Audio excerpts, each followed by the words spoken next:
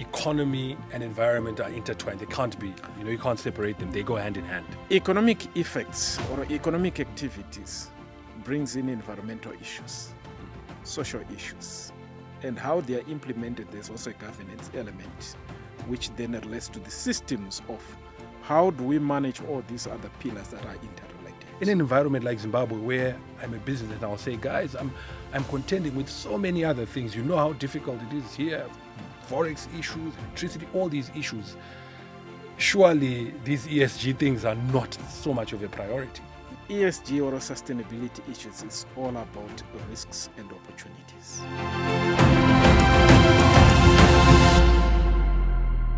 Hello, welcome to Expertly Speaking. My name is Farai Mwakutuya. Today I'm joined by Rodney Ndamba. He's the founder and chief executive officer of the Institute of Sustainability in Africa. Rodney, thank you for being here. Thank you. It's a great pleasure. The topic for today's discussion is ESG. Now, we've seen a lot of it being spoken about. We see it mentioned in the news in different arenas and spheres. What do we mean when we say ESG? To start with, ESG means different things in different places. Indeed. Even though the acronyms, there are two of them. Mm-hmm. We've got one that starts with the environmental, social, and governance. So that's one form of ESG. Mm-hmm. But we also have another one, which also means something different. Mm-hmm. That starts with the economic, environmental, social, and governance. And this form of ESG is the one that gets referred to as sustainability. Indeed. Yeah. Meaning that economy and environment are intertwined. They can't be, you can't separate them. They go hand in hand. Yes, because economic effects or economic activities brings in environmental issues, mm-hmm. social issues, and how they are implemented. There's also a governance element, which then relates to the systems of how do we manage all these other pillars that are interrelated. Mm-hmm. The leadership, where does it come in terms of driving environmental, social, and the effects on the economy? Indeed. Now, I want to zero in on that, as you've mentioned, we know that there's a legal framework, or they are certainly in law. What does it say in Zimbabwe in terms of ESG? What does the law say anything about what needs to be done with regards to ESG and compliance with it? So we have got two streams of our legal frameworks for Zimbabwe, one for the private sector, then mm-hmm. for the public sector. Mm-hmm. So within the private sector, it's mostly focusing on stock exchange listed entities. And we have got two regulations, one sitting on the Zimbabwe Stock Exchange and Statutory Instrument 134 of 2019. Then we've got the Victoria Falls Stock Exchange. We've got a draft regulation there under Section 398 to 403. Mm-hmm. So those are the requirements for stock exchange listed entities. And with effect from 1 January 2024, that has now made it mandatory for all listed entities under Practice Note 16 for Zimbabwe Stock Exchange listed entities, then Practice Note 2 for the Victoria Falls Stock Exchange listed entities. So that is now mandatory. But for the public sector, mm-hmm. we've got the Private Entities Corporate Governance Act. So the Public Entities Corporate Governance Act 2019. So we've got Section 315 to Section 322. Mm-hmm. So that requires government department, parastatals, ministries to actually implement sustainability and also produce sustainability reports. So those are the two drivers for ESG or sustainability within the public and the private sector in Zimbabwe. How are we doing in terms, you said 1 January 2024 is when these pieces of legislation or these requirements came into effect. How's the scorecard looking in terms of compliance? Yeah, I think interesting is that on the Zimbabwe Stock Exchange listed entities and also the Victoria Falls, there's been quite some progress that we may be looking at, possibly around 50 to 60% of listed entities that have been making significant progress in terms of really producing their sustainability reports and also implemented. Even though when you then look into the disclosures and what is on the ground, there can be some gaps here and there. But in terms of progress, there's been quite significant progress for listed entities. Then where we seem to be seeing some struggle is actually on the public sector. Yeah, there was quite a very slow start, but what we are seeing is from 2025, there seems to be a push factor now where public entities are also being required to produce their own sustainability report as a matter of mandatory as a government requirement. So there is a bit of some warming up, even though in terms of compliance with the law, it has been quite a bit of a slow start there. Now, without going into obviously too much detail, typically what would be contained in an ESG report? All right, so in an ESG report, you should be able to find information about the profile of the organization, its value chain, and also its governance, who are the leaders, and who in the board is responsible for managing sustainability or ESG impacts. Mm-hmm. Then beyond that, you then find also the link between enterprise risk management and sustainability risk management. Then information on stakeholders. That is the stakeholder engagement. Who were the stakeholders? When they engaged them during the course of the year, what were the issues that were raised? How did the entity actually respond to them? Then from there now you should be able to find information in terms of environmental impacts. For example, for listed entities, there are specific matrices that have been provided as a minimum disclosure under environment that should cover how much electricity they've used, issues around waste that has been generated in quantities, then also issues around water, how much water they've consumed, and also even their issues around biodiversity and many other topics that are environmental related that an organization can prioritize as material. Then when you then move into the social side, you've got information around employees, what companies' employment or human capital management practices, then how many employees they have, how many employees were recruited during the course of the year, what was the staff turnover, issues around training, occupational health and safety, diversity within the employee workforce, their labor practices, labor relations, all of those fall under the social pillar. Then on the economic pillar, we're looking into in terms of direct economic value generated and distributed. For example, what was their revenue for the year and how did they distribute it? For example, to employment, providers of financial capital. Then we also have information that should be published on procurement. So on procurement, it should be split into two. Yes. Local procurement and foreign procurement. Why the local procurement becomes very important. It's also a way of demonstrating the economic contribution of that company by sourcing some of its materials within local suppliers. Then we also have disclosures around taxes. How much tax did they pay by country if they are operating in multiple countries? If they are operating, let's say, in Zimbabwe alone, then by tax heads. The taxes that they... Okay. And what was their tax strategy? How are they managing their tax affairs? Then indirect economic impact. So the indirect economic impact, this replaces what we used to call corporate social responsibility. Yeah. So in that way, they're also trying to disclose in terms of what were their contribution to income-generating activities of local communities, and how much have they procured from underprivileged or underrepresented groups like the youth, women-led businesses. All of this falls under, and also infrastructure that they have supported, which is meant for public benefit. That's what is the information that you should be able to find in a report. That is quite extensive. So I think I would imagine gone are the days of just saying we sunk a borehole in Chiredzi and it ends there. Yeah. This detail that you're talking about is obviously quite exhaustive, and the amount of information that must be gathered, curated, and disseminated. Is there capacity to do this?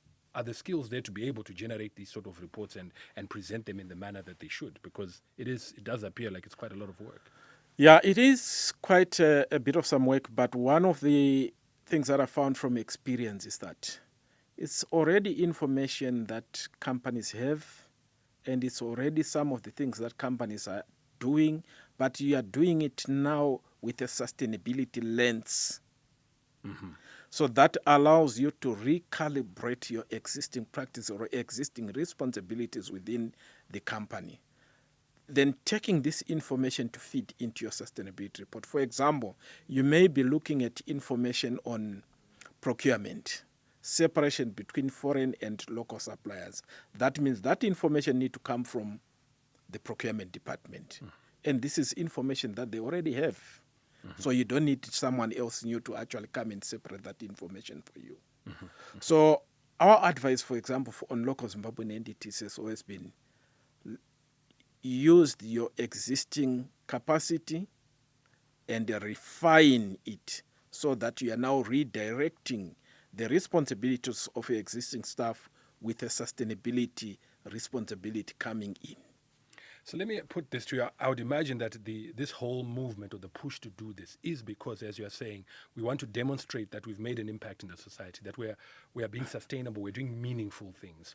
And the fact that if we are overutilizing electricity or other things like that, and we're not operating in a responsible way, our image will suffer, our reputation will suffer, we'll be shamed. Which I can imagine in more developed economies is a cost. People say they don't want to be associated with that. In an environment like Zimbabwe, where I'm a business and I'll say, guys, I'm contending with so many other things. You know how difficult it is here, forex issues, electricity, all these issues. Surely these ESG things are not so much of a priority. My response would be that ESG or sustainability issues is all about risks and opportunities. And sustainability also helps you to identify, one, your inefficiencies and potential risks that you face, and normally that comes with cost. And the potential business opportunities that may exist within sustainability challenges in your operational practices. And that's what it helps you. For example, are you tracking how much energy you are consuming? And where can you actually make a saving? And what could be some of the potential business opportunities in some of the sustainability challenges that we may be actually facing? For example, right now in Zimbabwe, one key issues. One, we've got youth unemployment. We also have issues around energy. We've got issues around waste. But out of these, you find that there are entities that have actually found business opportunities out of some of the challenges that we face. I can cite quite a number of them that have now even set up business entities based on sustainability challenges that we have been facing as Zimbabwe. We now have solar companies responding to energy issues in Zimbabwe. We now have recycling companies because of the waste that we have been experiencing in Zimbabwe. And these are all business opportunities. I know of companies that are now recycling water as well. Yes. Yeah. So this is how you find that sustainability is not just about responding to the imperative, but also looking at it from a business perspective. Because when you look into some of the international companies that will enter markets like Zimbabwe, one core aspect of their strategy is sustainability. So it shouldn't be seen as a cost, rather, as you're saying, a source of opportunities. It's actually an investment. Is that mindset in place in Zimbabwean businesses? That's the bigger challenge we face. We see it more as a burden instead of it as a business strategy, as a business model, as a business competitive advantage that we should actually be taking advantage of. So it's that mindset shift that we actually need. That sustainability is one of the biggest economic opportunity of our time at the moment. In recent times, well, certainly I've heard in some of these well-developed economies and countries, a school of thought, some people suggesting that, look, particularly when you look at issues of environment, that some of the impacts, the effects, the challenges have been overstated. We're over-exaggerating some of these issues of climate change, that there's no real evidence to support it. And so therefore, perhaps the investment in those areas shouldn't be as much as it ought to be. And I know in some markets, actually ESG expenditure and funding and investment is being scaled back. Where do you sit in terms of that? Could we be doing something that perhaps is not perhaps an imperative or is important as we thought it was. Yeah, so when you look into those narratives, which are very, very real in the way they are being said, but the reality is that sustainability challenges that we face here in Zimbabwe and in Africa are actually different from some of those places, for example, Europe, US, and Asia and the like. But one of the key interests for me has been tracking the trends, particularly within the Eastern Asian region, where some of these sustainability challenges, they are actually turning them into business opportunities, into economic opportunities. The reality is that climate change is very real. No matter how we may want to actually say it's not real, it is very real. And in Africa, we are the most heavily affected, despite the fact that our emissions are very insignificant to some of the developed countries. But when it comes to the impact, we are the ones who are being highly affected. But also at the same time, we are less prepared for climate change effects. Some of these countries, the developed countries, they've got the reserves to respond to climate change effects. And some of the businesses, when it comes to their strategy, they've been integrating climate change into their business strategy far much more better than some of our local entities. For example, when it comes to business resilience, looking into one, fiscal risk of climate change. If I would break it in a very simple way, if you look into the temperatures at the moment, they're actually quite much more higher. But when you look into our properties, the cracking of some of our properties, how much do we have in terms of being prepared for that? Yeah. You then look into sectors like our agriculture. They have got equipment that is more advanced for smart agriculture, which we actually do not have here. So we only depending on rain-fed agriculture. Whereas for them, they've got more technology that they can actually practice agriculture throughout the whole year. Yet in our case here, because of extreme temperatures, we are not prepared for that. Yeah. And these are the realities that you then find that when it comes to issue of food security, we are more insecure than they are. And we face the reality here. So to go on to the same narrative and join the bandwagon of saying this is not real, yet we are actually being affected on a day-to-day, it means we are not just being realistic to ourselves. Yeah. You talked about there is some compliance there on the public sector side, even with the ZSE-listed companies. And listed entities, we've got a guideline or a draft for VFEX. What are the penalties for non-compliance? Are there any penalties for non-compliance? At the moment, penalties are not yet in place, because the moment you start with penalties, you are going to push people to tick all the boxes so Just that they avoid the penalties. Okay. Yet what is expected is actually the practice and implementation and ensuring that sustainability and ESG issues are more of a business culture. It's a business language. They define who the entity is from a practice perspective rather than from a compliance perspective. And this is the narrative that we're tending to see more from our case, where we become very much more reactionary because it's a compliance requirement. So we're just easing the pain by making sure that we do it. But when it comes now to how realistic are we and how can we use this to compete, we may not compete against international businesses that may enter our own market. Yeah. Or even, the big cry in Zimbabwe is that we can't access capital. It's difficult to get money from abroad. But I know some of these lenders specifically say we'll only lend to people who are compliant in terms of issues to do with ESG. Yes, so that has extended beyond maybe our lenders to the private sector. It has also moved even to lending to governments.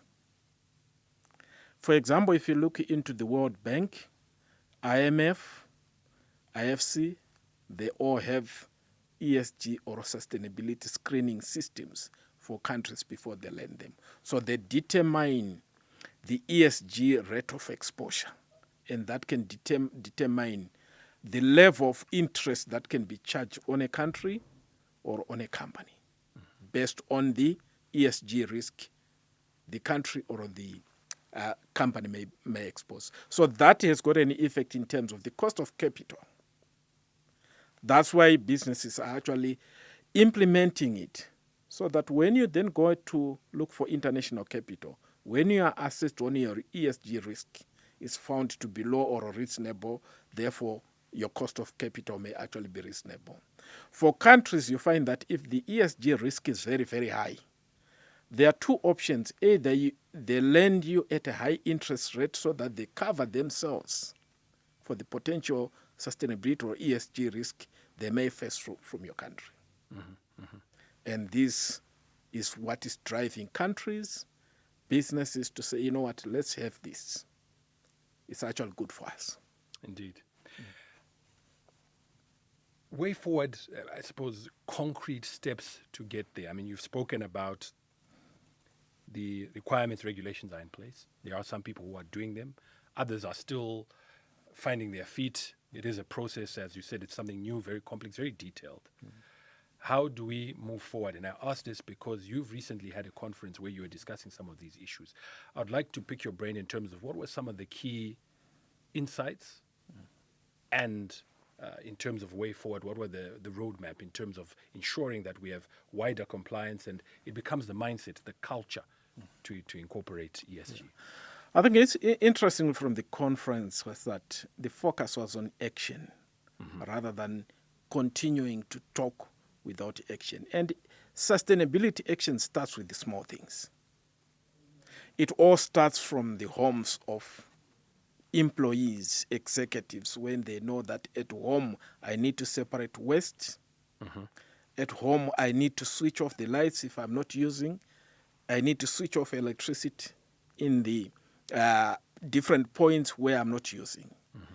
And you take it from your home practice into the office practice. In that way, you find that sustainability is something that can be achieved.